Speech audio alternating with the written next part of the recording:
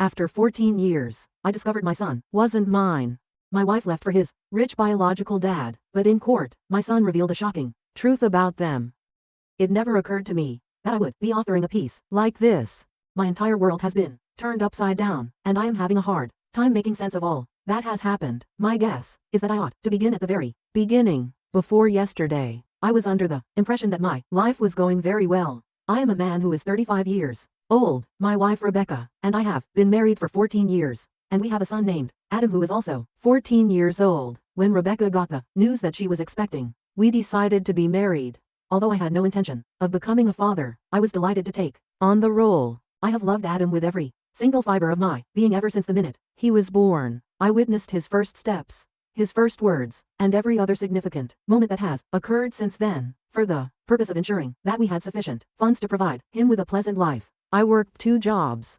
Although it was not always simple, I never once grumbled about it. Isn't that what fathers are supposed to do? I made it a point to constantly strive to be the best possible father I could be. In addition to attending all of Adam's soccer games, I assisted him with his homework and gave him instruction on how to ride a bike. Every year throughout the summer, my kid and I would go on camping excursions together, just the 2 of us. In my entire life, those were some of the most memorable moments. Despite the fact that I was not flawless, I always prioritized my family. I went to great lengths to ensure that Adam had everything he required for school, even if it meant there were occasions when I had to skip lunch at work. For his birthday the previous year, I put up money for months in order to purchase him the most recent gaming machine. When he opened it, the expression on his face was worth every extra shift that I worked over and over again. Just like any other relationship, Rebecca and I had our share of highs and lows, but I always assumed that we were content. In the month prior, we celebrated our 14th wedding anniversary by having a delicious meal at our house. Even a card was designed for us by Adam. Our refrigerator still has it, or at least it did before. Yesterday began in the same manner as any other day. First thing in the morning, I went to my first job, and then in the afternoon I did my second job. I was looking forward to making it home and eating dinner with my family when I finally arrived. Nevertheless, I saw that something was odd when I stepped through the door. The house had an excessively low volume. The majority of the time, Rebecca would be in the kitchen, while Adam would be either watching television or playing video games. On the other hand, there was nothing.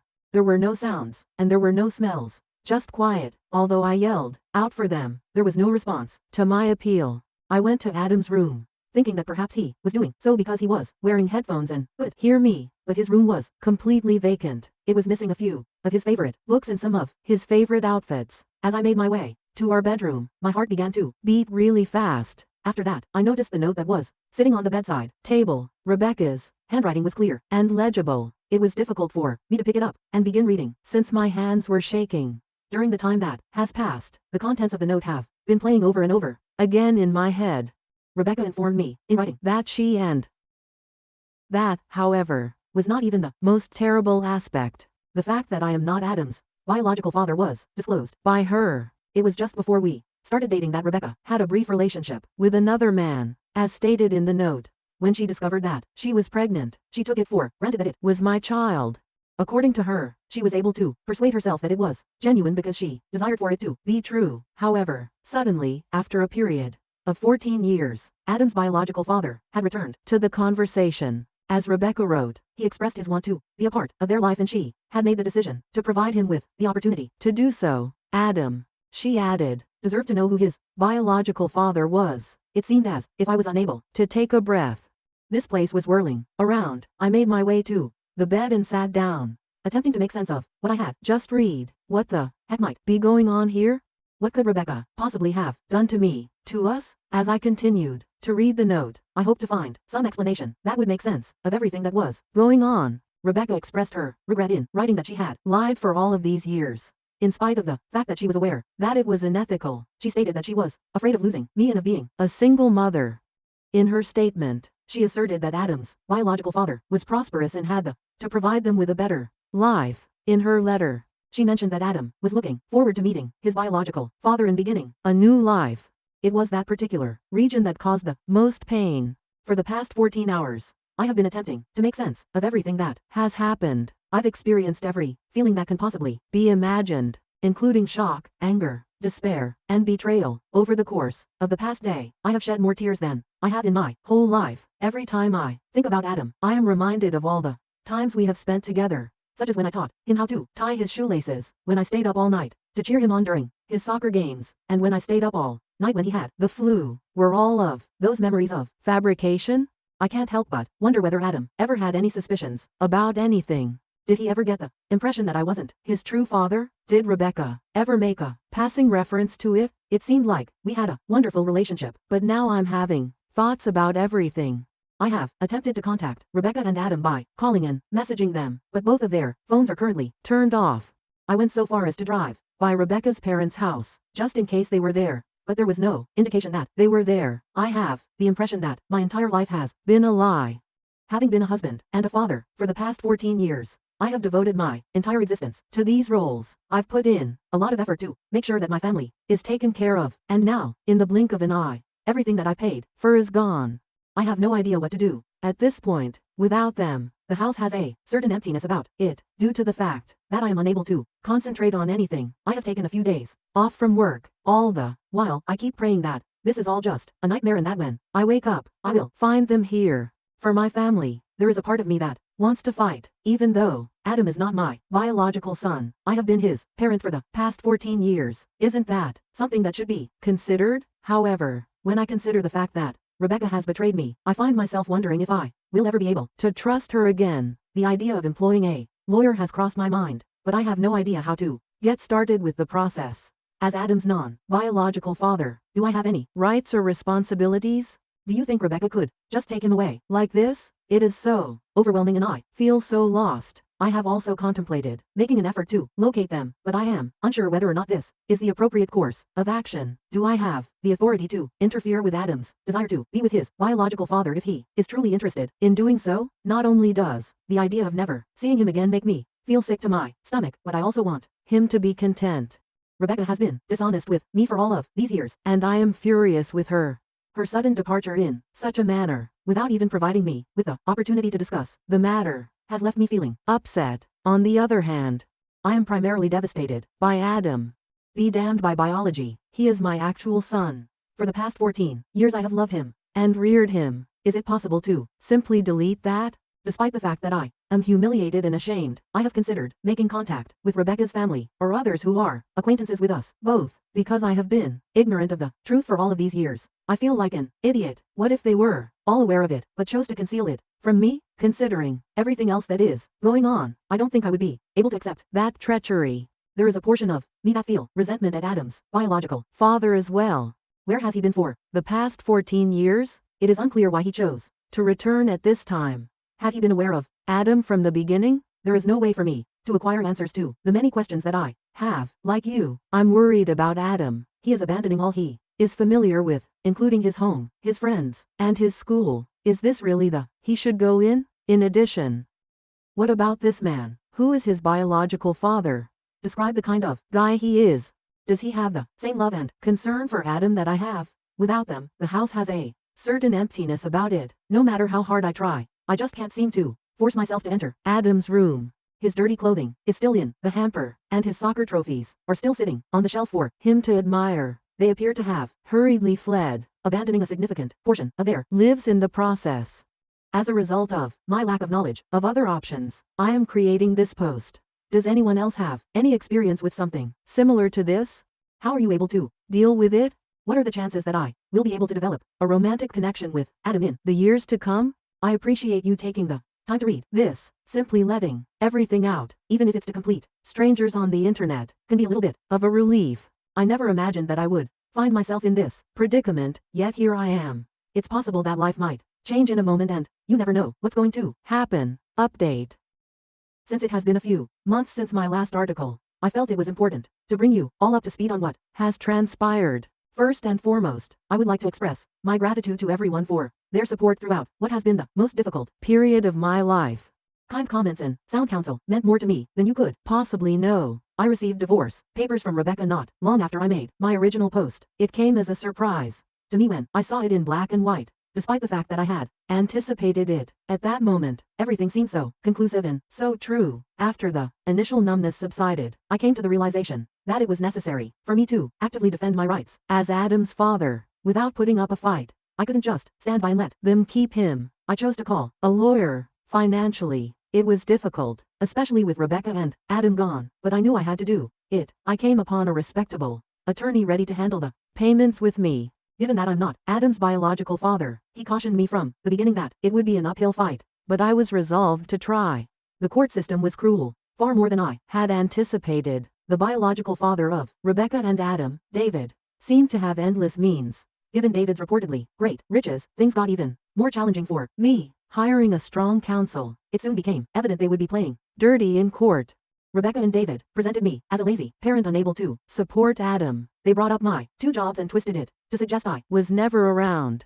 They discussed how David might provide Adam with a better life with private schools and luxury trips. Friends of theirs even said they had witnessed me ignore Adam or treat him angrily. I thought I could be in a dream. All I had done out of love for my family was being turned against me. Turning 2 jobs into support for them became neglect. The camping trips Adam and I enjoyed were written off as cheap holidays. Their response appeared to cover everything, and I was beginning to lose hope. Though my attorney gave his all, we were outgunned everywhere.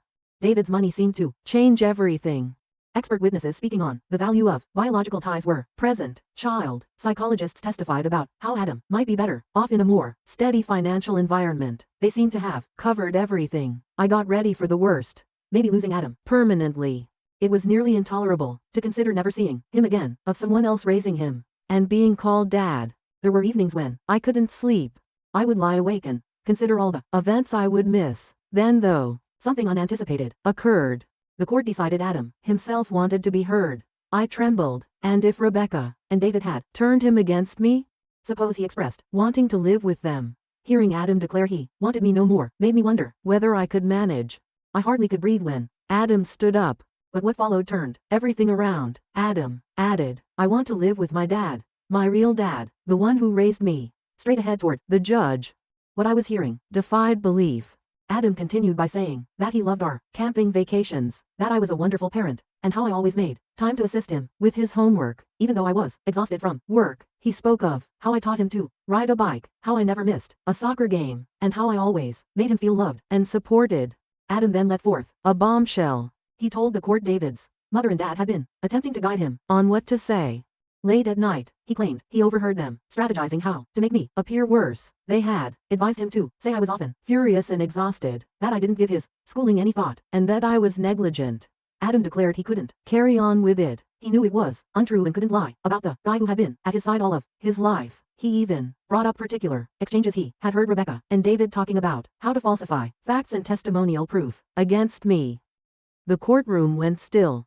On Rebecca and David's faces, I could sense shock. Attentively listening, the judge asked Adam several questions to help him to define what he had heard and experienced. Adam told the judge about a conversation he had overheard in which David proposed they bribe some of my colleagues to testify. I regularly complained about Adam or seemed uninterested in his life. Rebecca had been initially reluctant, he added, but David persuaded her it was essential to guarantee they would win. He also recalled overhearing them talk about coaching Adam's teachers to say, I never showed up for parent-teacher conferences, which was untrue, though it meant missing business. I had always made time for those. Adam said he missed me and our life together and felt afraid and perplexed by all of this. The hearing's whole tone changed following Adam's testimony. The judge directed Rebecca and David to look into their activities, including efforts at manipulation of a minor's testimony. Their attorney seemed uncomfortable, and I could see Rebecca and David furiously speaking to one another, reviewing all the evidence and Adam's testimony. The court spent several days. Among the longest days I have ever lived were those. After hearing Adam, I was encouraged. However, I also felt afraid to allow myself hope things would turn around. At last the day arrived for the judge to render his ruling. As we gathered in the courtroom, I was a frightened wreck. The judge began by noting that he had given great thought to all the data offered as well as Adam's testimony. While financial stability is crucial, he noted, a child's best interests are determined by other factors as well. He noted that even though it meant working 2 jobs, I had regularly met Adam's needs. He noted that I had always made time for what mattered most in Adam's life and complimented my commitment to his schooling and extracurricular activities. Regarding Rebecca and David's attempts to control the case and guide Adam's evidence, the court also expressed, he claimed, indicated a disrespect for Adam's emotional health and begged questions about their parent incompetency. The judge decided at last to award me complete custody of Adam. He added that Adam's wishes and well-being came first and that it was obvious I had been a caring and committed father. He said years of love, care, and dedication define the link between a parent and their child more than just biology. With regard to the divorce, it was approved. I had no want to stay married to Rebecca. After all that had happened, given their attempts to control the case, the judge additionally mandated Rebecca and David pay my legal fees. The comfort and happiness I experienced upon the judge's judgment is difficult to articulate. I started crying as Adam hurried to embrace me. It was as though a weight had been offloaded from my shoulders. I felt as though I could breathe once more. First in months, the last few weeks have been spent learning about our new normal. Adam and I share an ancient house. Financially, it's challenging, but we're making it work. I have to cut back on some things, but Adam knows. He even volunteered to contribute by working a part-time job, but I advised him to concentrate on school and growing up. Adam has been quite remarkable over all of this. He's in therapy to help him sort through all that's happened. I find great pride in his maturity and fortitude. We have had some lengthy conversations on family, faith, and what it means to be a parent, though it hasn't always been simple. I believe our experience is helping us both grow. Rebecca and David have visiting rights. Adam has made it plain he does not want to see them right now. I'm letting him lead on that. I wouldn't want to put him in any scenario he finds uncomfortable forced upon him. When Adam feels ready, the therapist has advised we go slowly and perhaps begin with supervised visits. Personally, I'm in therapy trying to sort out the stress of the past few months and the betrayal. Though it's not simple, I'm going day by day. I'm beginning to believe once more that even in the worst of circumstances, good things can happen. I had to adjust somewhat at work. My managers have been understanding when I presented the circumstances. I have cut back on some hours to be home more with Adam. Though monetarily tighter, being there for Adam is well worth it. We are gradually coming to our new rhythm. Most evenings today, Adam and I make dinner together. Though we're both really bad at it, we're learning and having a lot of fun. Starting a weekly movie night, we are working through all the classic movies I like growing up. I want to thank everyone who helped and advised me on my first post. Sometimes the only thing keeping me going was your nice comments. To anybody else experiencing something like this, keep on. The truth finds a way to surface. I am looking forward to the future as Adam. Just the two of us. Enjoy old times. Hence this summer we are going camping. It excites both of us as an opportunity to reconnect and create fresh memories. Still difficult are the times ahead. I know there will be difficult days when the hurt and resentment return. Adam and I can, however, also conquer anything. Together, we shall always. Matter what. I appreciate it all. Once more. It implies more than you're aware of. Here marks fresh starts, and the family we will pick